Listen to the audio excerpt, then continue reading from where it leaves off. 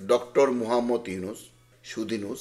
কারণ সুদকে যে আন্তর্জাতিকরণ করা যায় সেটা ডক্টর মুহাম্মদ ইউনুস সে কঠিন কাজটা সুচারুভাবে সম্পাদন করেছে।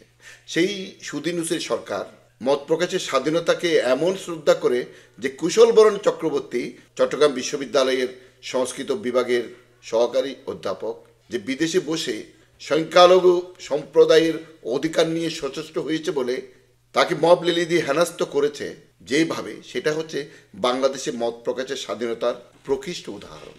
আর চট্টগ্রাম বিশ্ববিদ্যালয়ের উপাচার্য মোহাম্মদ ইয়াহিয়া, আমি জানি না উনি 71 সালে বাংলাদেশের গণহত্যার যে মহানায়ক ইয়াহিয়া খানের শিষ্য কিনা, কারণ ইয়াহিয়া খান নামটা যে ধারণ করেছে সে নিশ্চয়ই ইয়াহিয়া খানের শিষ্য। সে লোক ন্যূনতম লজ্জাও রাখে না, তার সামনে আঙুল উঁচিয়ে বলছে আপনাকে আমরা উপাচার্য বানিয়েছি, এরপরও সে উপাচার্যের চেয়ারে বসে আছে। এসব মানুষ শিক্ষক হয় কি করে? থু, এসব শিক্ষক নামদারি মানুষগুলোকে।